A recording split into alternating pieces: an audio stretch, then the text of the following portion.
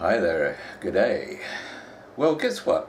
Earlier today, I had a bit of a stakeout. I walked from the apartment I'm staying in New York City to Times Square. And while in Times Square, I had the opportunity to approach about 30 people, I guess, and introduce myself as an Australian and say, hey guys, would you mind going on camera for YouTube for my little channel to discuss what is going on in America today, you know, the disruptions, subjects like Antifa and things like that. And it was quite interesting, the response, because they were quite happy to talk about these issues off cam, but the suggestion of going on camera was like, I'm not going to go on camera. Except for two people. Two people said, yeah, okay, I'll go on camera. And I had little interviews with these two people. And they were so uninformed, they didn't know a thing about Antifa. Not a thing. Even though Antifa's on the news every evening here in America with their disruptions. But they did have some interesting perspectives on what's happening in the political system in America. So I'm going to play that now, and you'll get an idea of what their views are. Okay, here we go. It's on the corner of 7th Avenue and 42nd Street in New York, and I'm right near Times Square.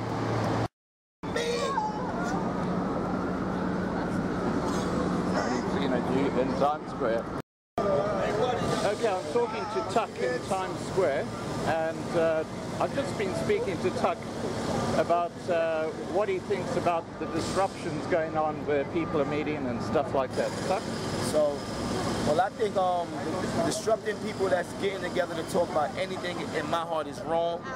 I feel like everybody should have an opportunity to discuss what they want to discuss and talk about what they want to talk about and get anything that they want to get off their chest. And no one should be disrupted. It's a freedom of speech. We're living in a free world, supposedly, allegedly, so we should be given the opportunity to talk at any given moment, wherever, whenever, however. Cool. And you have have you seen a rise in tension between the two different major parties? Well, I've seen it. I've seen a rise in tension, but I don't really know too much about it, but I've seen a rise in tension. And I feel like before you know it's going to get out of control if they don't stop harassing people, in my eyes, because that's what it's called harassment in my eyes. Yeah, okay, thank you very much. You're welcome. Okay. Okay, here I am in Times Square. I've spoken to about 6 people, or even more, about making a comment about Antifa, and so far only one has actually agreed to do it, so we'll keep on trying. Okay, I'm speaking to Dan. This is quite close to Times Square. And Dan, thank you for agreeing to talk to me about this subject. No problem. Are you familiar with Antifa? I'm not. Aren't you? Okay, it's a group that goes in and disrupts other people to get together. Okay. What are your feelings about freedom of speech in America? I think it's very prominent. I believe that freedom of speech should be exercised completely. I think, like, for instance, in the NFL, players kneeling, I support that fully. I think, yes, it's a little disrespectful to veterans and stuff like that. However, police brutality and stuff, I think it's completely just to kneel for the anthem until you find that those have changed. Okay. And what about the politics happening in America? What are your views about that? I mean, I hate that Donald Trump is our president. Okay. Fully. Yeah. So you're a Clinton supporter?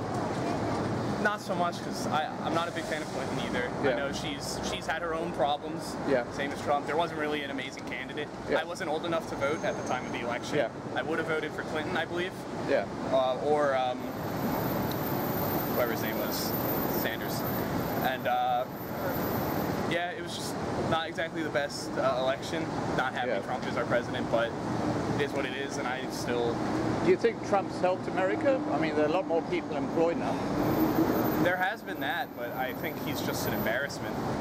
I mean, having a president that tweets all the time like that, and some of the stuff he says, it's just horrible. Yeah. It's like, why? Yeah. I don't like to be represented as that. Yeah. Okay. And is there anything else you'd like to say about where you think America's going and the divide in politics? Well, I think America's definitely, I hope on God that he is not reelected. I think with my age of kids, we're much more liberally focused, even if you're not completely liberal. I don't consider myself fully liberal. There's a lot of things that I don't agree with. However, I feel like we're not going to elect a complete buffoon into office again. Okay, thank you very much, Dan. You're welcome.